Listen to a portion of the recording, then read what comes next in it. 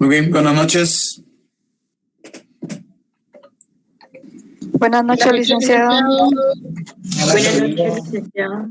Buenas noches a todos y todas. Buenas noches, licenciado. Vamos licenciado. a continuar con el tema del instrumento público y hoy pues vamos a referirnos a su eficacia e impugnación. Ya explicamos las clases de documentos, ya definimos, vimos sus características, ¿verdad? Y ahora pues trabajamos específicamente con el instrumento público para ver lo que concierne a su eficacia e impugnación. El punto de partida es que ya hemos dicho que el instrumento público, para ser eficaz, debe incluir dos aspectos que son el valor formal y el valor probatorio. El valor formal se refiere a que el instrumento público, para ser eficaz, debe satisfacer todas las formalidades externas, que son ni más ni menos todos los requisitos y formalidades esenciales y no esenciales que el Código de Notariado regula en sus artículos 31 y complementado con el 33, ¿verdad?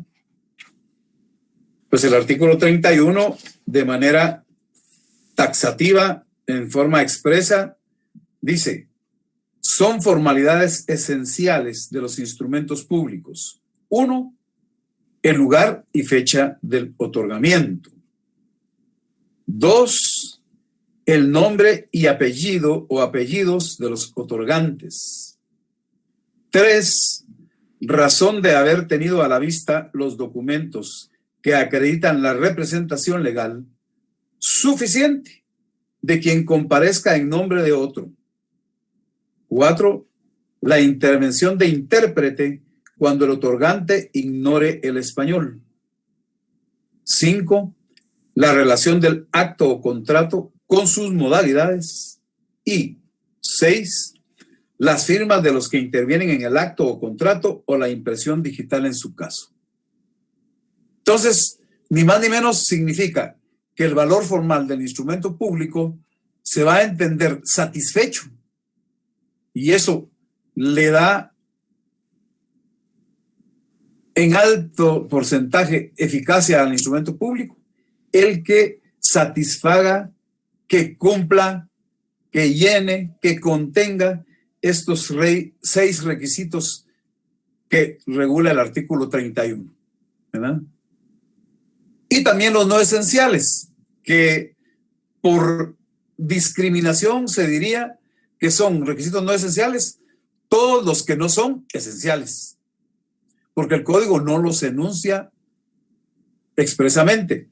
Solamente dice en el artículo 33 que la omisión de las formalidades no esenciales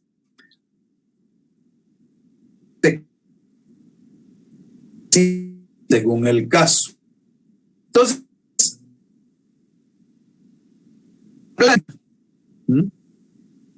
la eficacia integral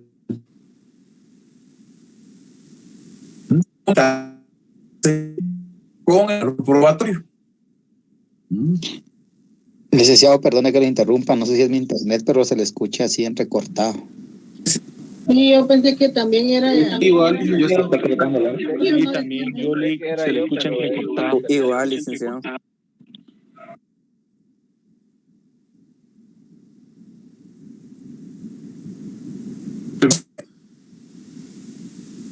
Déjeme revisar. Gracias, licenciado, porque sí nos escucha. Se escucha así bien entrecortado por ratitos y no se entiende. No, está bien. Es el problema de internet. Eso es por... Gracias, licenciado.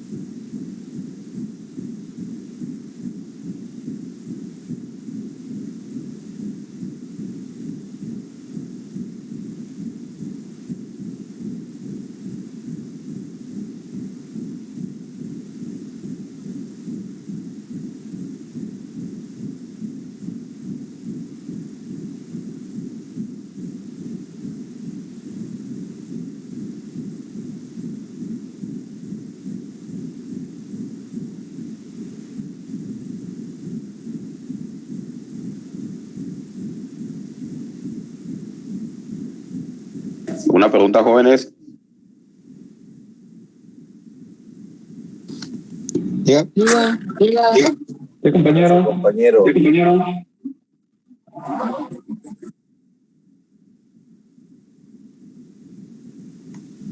Pregunte, compañero.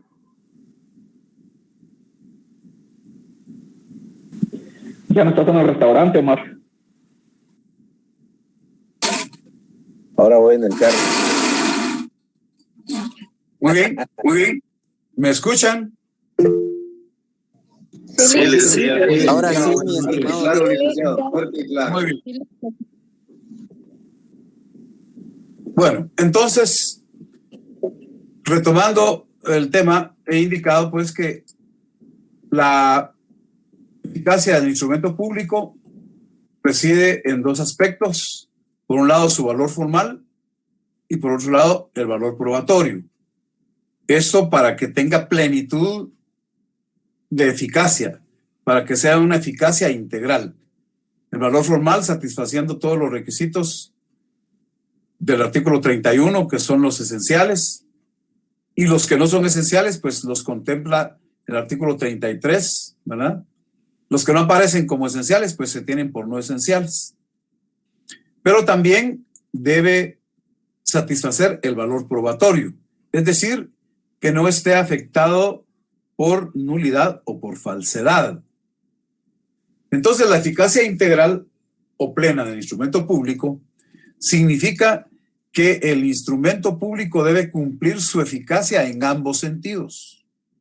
Es decir, debe satisfacer la eficacia de forma, pero también la eficacia de fondo, ¿verdad? Es decir, que el negocio sea lícito, sea posible, además de las formas que debe satisfacer. El artículo 186 del Código Procesal Civil y Mercantil, que ya he mencionado infinidad de veces, ya lo he analizado, ya lo comenté, ¿verdad? Pues aquí nos es útil nuevamente para indicar que la plena validez del instrumento público, además de cumplir con los requisitos esenciales y no esenciales, tiene que estar en esa circunstancia de que no contengan causales para ser nulos o falsos. Porque el 186 establece que los documentos autorizados por notario o por funcionario o empleado público en ejercicio de su cargo producen fe y hacen plena prueba. Y dice, salvo el derecho de las partes de redarguirlos de nulidad o de falsedad. Entonces, cabalmente, hoy vamos a estudiar cuándo se da esa ineficacia.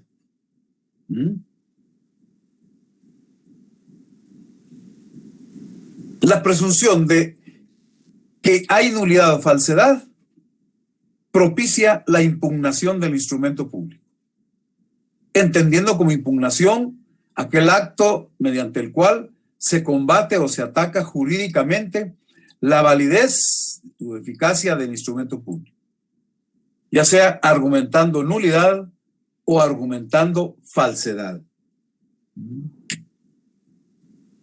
Nulidad genéricamente tiene diversas formas de definirse, pero cualquiera que sea, al final nos da el mismo significado. En una primera acepción se entiende por nulidad la ineficacia que sufre un acto jurídico como resultado de que el instrumento público, donde está plasmado ese acto jurídico, carece de las condiciones necesarias para su validez, ya sea por razón de forma o por razón de fondo. En otra idea de nulidad, se entiende que es un vicio que contiene un acto jurídico cuando en el instrumento público donde está plasmado, el mismo se ha realizado violando o bien omitiendo requisitos, formalidades, solemnidades que son indispensables para considerarlo válido. Y una buena definición también genérica de nulidad nos la da el autor Oscar Salas, quien indica que desde el punto de vista notarial, la nulidad se puede definir como la incapacidad de un instrumento público para producir efectos jurídicos por mediar algún vicio en su contenido o en su parte formal, ¿verdad? Forma y fondo y forma, como quiera que se le vea. Bueno, entonces esa es genéricamente la nulidad, que admite dos formas, dos modalidades, la nulidad de forma y la nulidad de fondo. La nulidad de forma o instrumental debe tenerse claro que es la de mayor relevancia para el derecho notarial. Ya voy a explicar por qué, ¿verdad? Esta es la de mayor relevancia para el derecho notarial. La razón simple y sencilla es que la nulidad de forma o instrumental afecta precisamente en forma directa al instrumento público per se. Una expresión latina que se utiliza para decir que está contenida en sí misma, ¿verdad? El instrumento público considerado en sí mismo, independientemente de su contenido, independientemente del acto o negocio, independientemente del fondo. Claro, esto pues no es obstáculo para que a la vez se vea afectada la validez del acto o negocio. La regulación jurídica de esta nulidad la regula el artículo 32 del Código de Notariado, que establece que la omisión de las formalidades esenciales en los instrumentos públicos da acción a la parte interesada para demandar su nulidad siempre que la ejercite dentro del término de 4 años que se cuentan a partir de la fecha de su otorgamiento. Y no tendría sentido el artículo 32 sin tener claro el contenido del artículo 31. Es decir, el artículo 32 aplica, o sea, la nulidad de forma o instrumental va a ocurrir cuando se omite en el instrumento público cualquiera de estos 6 requisitos que regula el artículo 31 del Código de Notariado y les da la calidad de formalidades esenciales. Y son: 1, el lugar y fecha de otorgamiento; 2, el nombre y apellido o apellidos de los otorgantes; 3, razón de haber tenido a la vista los documentos que acreditan la representación legal suficiente de quien comparezca en nombre de otro; 4, la intervención de intérprete cuando el otorgante ignore el español; 5, la relación del acto o contrato con sus modalidades; y 6, las firmas de los que intervienen en el acto o contrato o la impresión digital en su caso.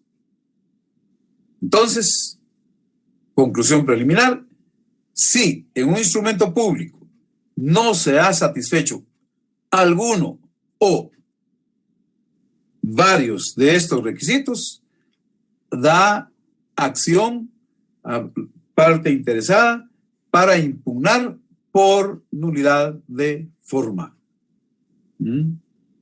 Ahora bien, en ese contexto, la responsabilidad pues se imputa al notario, ¿verdad? Pero siendo ya un principio consagrado en la Constitución y en los códigos penal y procesal penal complementariamente, pues el notario tiene derecho de defensa, tiene derecho al debido proceso, presunción de inocencia. De acuerdo con el artículo 35 del Código de Notariado, para que proceda la responsabilidad civil de daños y perjuicios contra el notario por nulidad del instrumento, es necesario que haya sido citado y oído en el juicio respectivo en lo concerniente a la causa de la nulidad. Esto entonces ya nos da la certeza de que el notario, cuando se produce una nulidad del instrumento público, asume responsabilidad civil. Recuerden que esta es de tipo pecuniario, de tipo económico, para resarcir daños y perjuicios. Y primordialmente por la omisión de requisitos esenciales, porque la omisión de requisitos no esenciales solamente se sanciona con una multa que puede ser de 5 a 50 quetzales según el caso, de conformidad con lo que regula el artículo 33 del Código de Notariado, ¿verdad? Y dice exactamente eso. La omisión de formalidades que no se consideran esenciales únicamente provocan que el notario incurra en una multa de 5 a 50 quetzales según el caso, ¿verdad? Entonces, de acuerdo con la doctrina, y ya hay jurisprudencia, es decir, ya hay casos resueltos en algunos de estos 3 aspectos que ahora voy a explicar. La nulidad formal está sujeta a 3 principios. Todos están íntimamente relacionados, ¿verdad? Primero, el principio de excepcionalidad. Segundo, el principio de finalidad. Y tercero, el principio de subsanabilidad. Denme un segundo, vamos a ver. Bueno.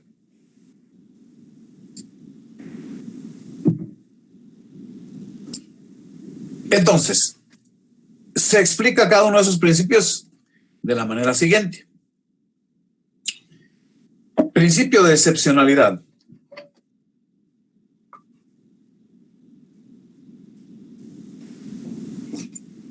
Este principio consiste en que los instrumentos públicos única y exclusivamente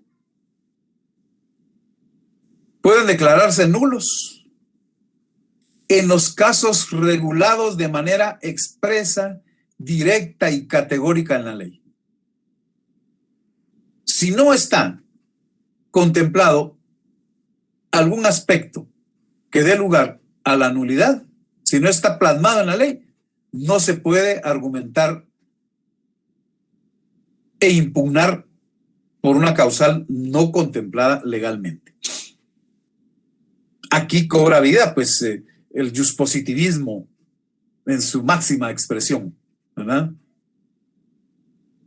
Eso significa que no hay posibilidad, como ocurre, por ejemplo, en materia penal, ¿no? Aquí tampoco hay posibilidad de argumentar alguna nulidad en contra de un instrumento público alegando analogía. Es que este se parece a otro caso. Aquí no aplica la analogía.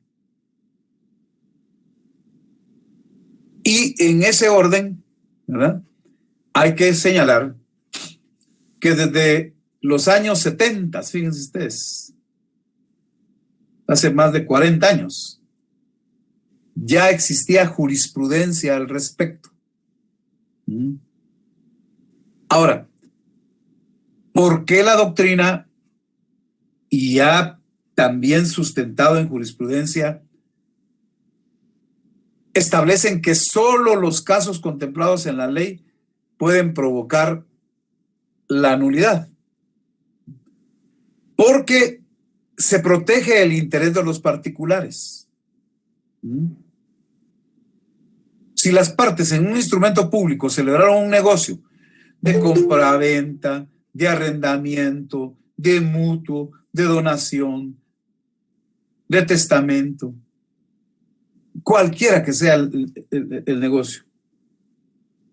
Si lo hicieron conforme a la ley y el notario ahí también actuó conforme a la ley y es congruente con el interés público, entonces lo que se trata es de salvaguardar la seguridad jurídica.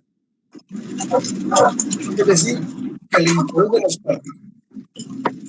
Cierre el micrófono, por favor.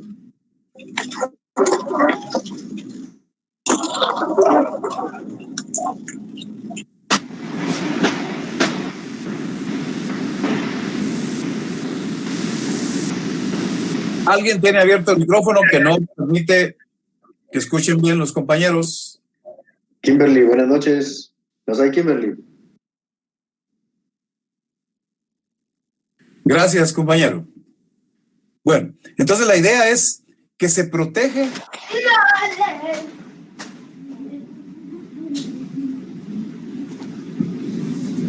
Kimberly, nuevamente tu micrófono. Gracias, compañera. El criterio acá entonces es que debe prevalecer el interés de los particulares, en tanto y en cuanto esté conforme a la ley. Es de interés público que los intereses de los particulares que están plasmados conforme a la ley prevalezcan.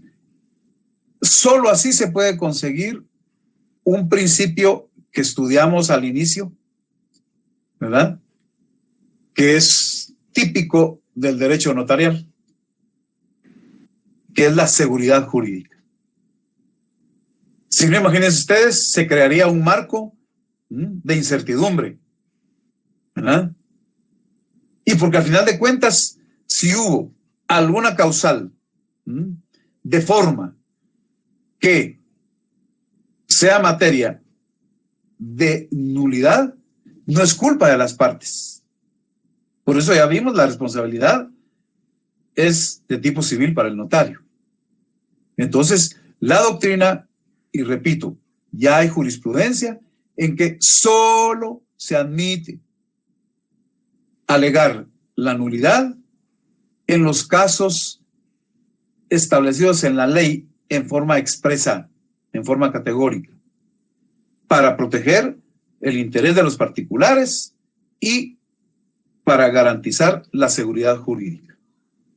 Eso sería el principio de excepcionalidad,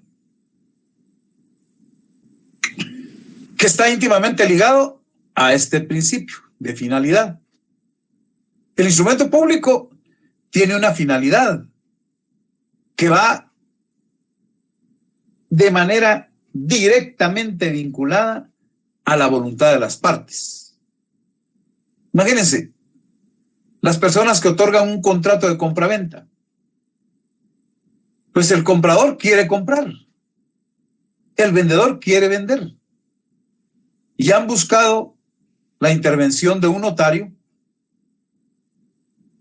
que, de acuerdo con lo que estudiamos ya en su oportunidad, tiene que ser un jus perito, un perito en derecho, ¿verdad? Para que le dé la forma jurídica, la forma legal que corresponde. Entonces, esa voluntad de las partes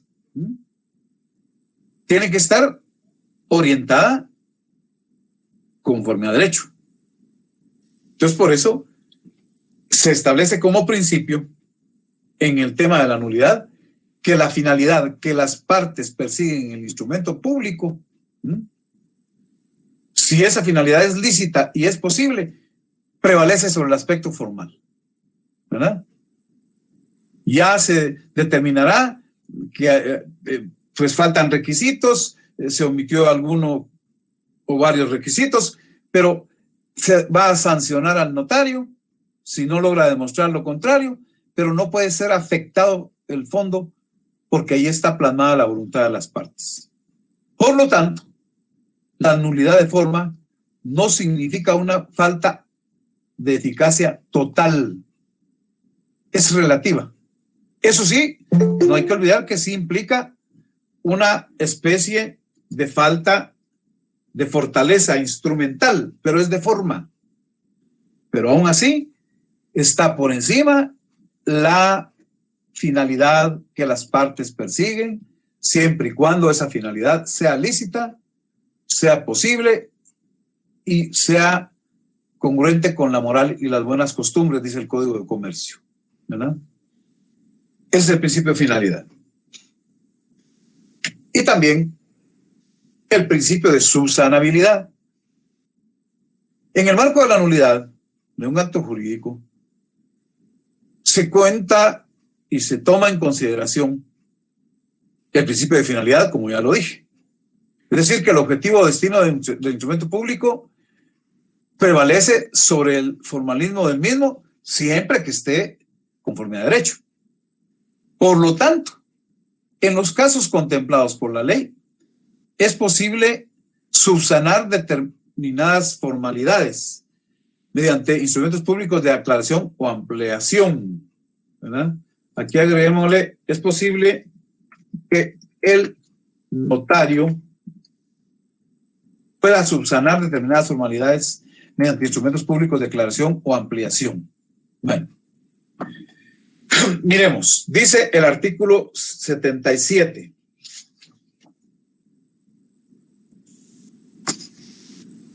Artículo 77. En el inciso E. El título 10º se llama Prohibiciones. Y dice, prohibiciones,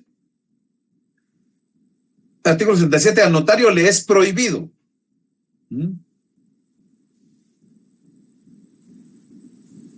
autorizar actos o contratos en favor suyo o de sus parientes, ¿verdad? Sin embargo, podrá autorizar con la antefirma por mí ante mí los instrumentos siguientes. Y vamos al inciso E. Las escrituras de ampliación o aclaración que tengan por objeto único enmendar errores u omisiones de forma en que hubiera incurrido, se entiende que el notario, ¿verdad? Siempre que no sean de las contempladas en el artículo 96. ¿Cuáles son las que contempla el artículo 96? Bueno, pues el artículo 96 establece: cuando en el protocolo se incurriere en los errores siguientes de forma: alterar la numeración cardinal de los instrumentos, la de la foliación o el orden de la serie, dejar una página en blanco o inutilización de una hoja o pliego del protocolo, el notario acudirá a un juez de primera instancia del orden civil, el cual, al constatar el error y en vista de las razones expuestas por el notario, podrá acordar la enmienda levantándose al efecto un acta, certificación de la cual se agregará entre los comprobantes del protocolo. Quiere decir que si no son formalidades contempladas en el artículo 96, ¿verdad?, entonces el notario las puede subsanar por sí y ante sí. O sea, antes de firmar va a poner por mí ante mí, con fundamento en el 77, inciso E. Y el artículo 36, que regula de manera general, ¿verdad?, lo siguiente. Vamos a ver. Artículo 36. El notario pondrá al margen de la escritura matriz razón de haber autorizado otra escritura que la adicione, aclare, modifique o rescinda. Y también razonará los títulos y documentos que tenga a la vista y cuyo contenido sufra modificación en virtud de los instrumentos que hubiera autorizado. Ahí está contemplada la posibilidad de las escrituras de aclaración o ampliación, ¿verdad?, entre otras.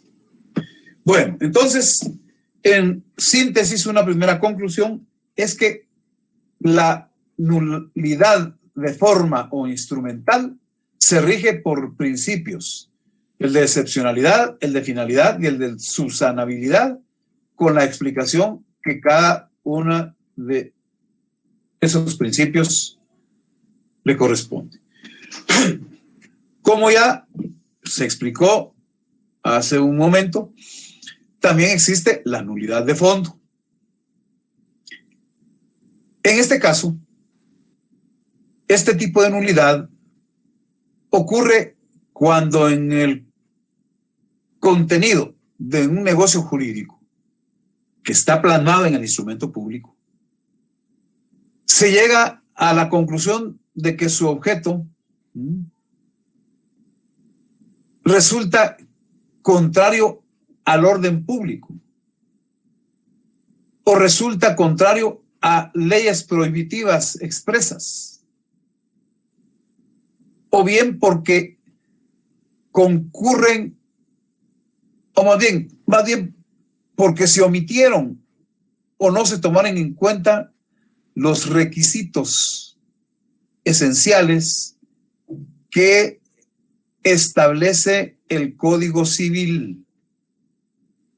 Este tema ustedes ya lo tienen que dominar, ya ganaron su derecho civil, sus 4 derechos civiles, y seguramente en Derecho Civil 3, en obligaciones, estudiaron los artículos del 1301 al 1318 del Código Civil. Repito, acá nosotros estamos viendo la parte adjetiva. Entonces, de manera concreta y general, los aspectos que deben estar presentes para que adquiera validez un negocio jurídico, y como les digo, ustedes ya estudiaron en Derecho Civil 3, son regulados en estos artículos y se refieren a la capacidad legal del sujeto, al consentimiento y al carácter lícito del objeto del negocio jurídico. Si no concurren esos elementos, es cuando se provoca la nulidad de fondo. Ahí se provoca la nulidad de fondo. Es decir, ahí sí el ataque va dirigido al negocio como tal, no a la forma, no al instrumento, ¿verdad? Va dirigido al fondo o contenido. Bueno, pero también hay otra forma que provoca la posibilidad de impugnación. Hay otra causa que provoca la posibilidad de atacar jurídicamente un instrumento público.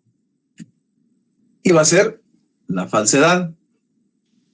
Genéricamente, la falsedad se entiende como cualquier mutación, cambio, supresión, ocultación, desfiguración de la verdad, lo cual provoca que se va a afectar la realidad del contenido de un instrumento público. La falsedad es genérica para cualquier tipo de documento, ¿verdad? Aquí nos estamos refiriendo al instrumento público. No perdamos de vista eso, ¿verdad? Ahora, la falsedad entonces va a consistir en la falta de verdad o de autenticidad, en una falta de congruencia, en una falta de lógica entre las palabras, las ideas y las cosas que se expresaron en el instrumento público. Entonces, tanto en la doctrina como en la legislación, se establecen 2 formas de falsedad: la falsedad material, la falsedad ideológica. Veamos cada una de ellas. La falsedad material se produce cuando se altera el contenido real del instrumento público. Eso significa que ocurre la falsedad material con 2 formas de acción. Ustedes ya en Derecho Penal estudiaron los tipos penales y las formas de acción. Entonces, la falsedad material obedece a 2 formas de acción. Una, cuando se elabora un documento público falso. Es decir, desde que empieza la redacción del instrumento público, ya va impregnada su falsedad. O bien, la segunda forma de acción es que ya existe un documento público autorizado, está firmado, aceptado, y ese se altera. Entonces, ahí están las dos formas de acción. Elaborar un documento público falso o alterar uno que es verdadero. La regulación legal, artículo 321 del Código Penal, cuyas figuras ustedes también ya estudiaron en su derecho penal correspondiente.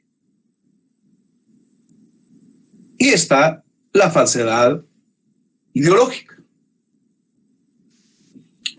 Esa falsedad ideológica ocurre cuando en un documento público se hacen constar hechos que no fueron declarados por las partes y que generan perjuicio, ya sea para las partes mismas o para terceros. La ocurrencia de esta modalidad de falsedad se da exactamente en la circunstancia de que el documento público contenga un acto o negocio jurídico en que en la realidad sí se produjo, sí existe, pero en ese instrumento se hicieron constar de manera inexacta, dolosamente, alguna o algunas de sus circunstancias que provocan perjuicio. Aquí la causalidad es importante, ¿verdad? Este está también regulado en el Código Penal, este tipo de ilícito, en el artículo 322, ¿verdad? Entonces, esas son las dos modalidades de la falsedad: material e ideológica. Muy bien. Entonces, eso es la esencia de el tema 10, eficacia e impugnación del instrumento público. Entonces, con gusto, escucho preguntas y dudas que quieran plantear.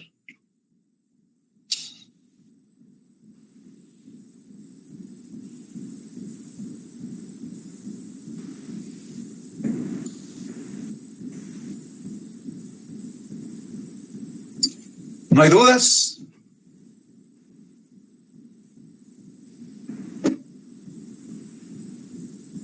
¿Sí me escuchan? Sí, licenciado. Licenciado, sí le escuchamos. Muy bien. Estamos claros. Así es, licenciado. Está muy bien. Clara su clase.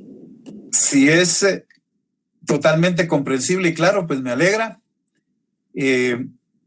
Solamente les hago el recordatorio de que los temas que vamos a evaluar en el segundo examen parcial son el tema 6, referido a la fe pública. En el libro lo van a localizar, por lo menos en la edición, las ediciones recientes, ¿verdad? Más o menos como las últimas 3 ediciones. Está en el capítulo 9, páginas de la 87 a la 96. El tema 7, que es la relación notarial, y es el capítulo 10 del libro, comprendido en las páginas de la 97 a la 104. El tema 8, que como indiqué desde el inicio del curso, incluye al tema 4, porque el tema 4 es la responsabilidad disciplinaria y el tema 8 se llama responsabilidad profesional del notario. Es parte de ese tema. Y ahí la desarrollamos en las clases que le dediqué a ese tema.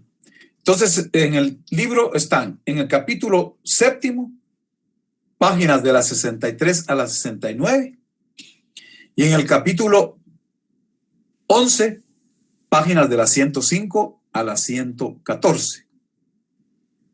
Y el tema 9, que se refiere al documento, contenido en el capítulo 12 del libro, páginas de la 115 a la 128.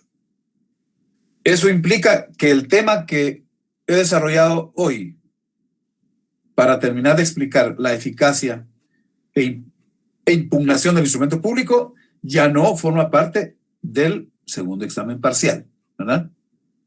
Pero como les digo, pues no podemos detenernos. Ya cuando veamos el calendario vamos a ver que prácticamente estamos en la recta final del semestre. Bueno, del quintumestre, porque ahora son, si bien nos va, 5 meses, ¿verdad? Y, por favor, no está de más, ustedes seguramente ya lo saben, que se cambió la fecha de nuestro examen en atención a algún requerimiento del sector estudiantil, ¿verdad? Entonces, nuestro examen segundo parcial será el lunes 3 de mayo a las 20 horas. Y para la sección B, la sección de ustedes, el código de ingreso es el mismo del primer examen parcial. Aquí aparece en la diapositiva, ¿verdad? Es OFJGDWY.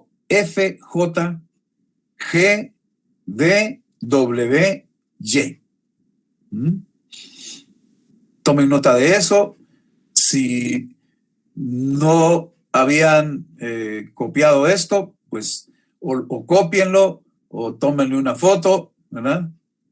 Va a ser su guía de estudio. Es su guía de estudio. Insisto, en las siguientes clases voy a dedicar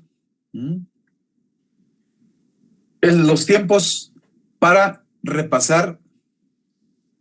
Entonces vamos a repasar el tema de la fe pública, vamos a hacer un recordatorio de la relación notarial y vamos a repasar el tema 8, incluido el 4, acerca de la responsabilidad profesional del notario.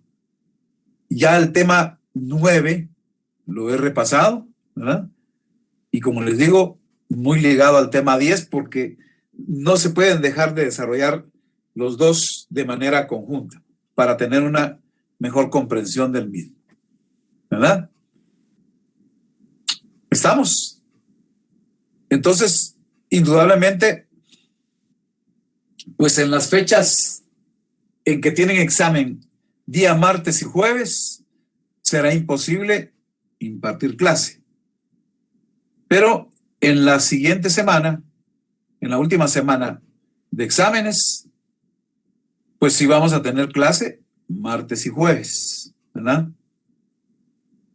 Y esto pues ya nos deja a la puerta del segundo examen parcial el martes 3 de mayo, ¿verdad? ¿Alguna duda en cuanto al contenido del examen? Muy bien, perfecto. De acuerdo. Y repito, por favor, tomar nota del código de Classroom donde va a estar el examen, ¿verdad?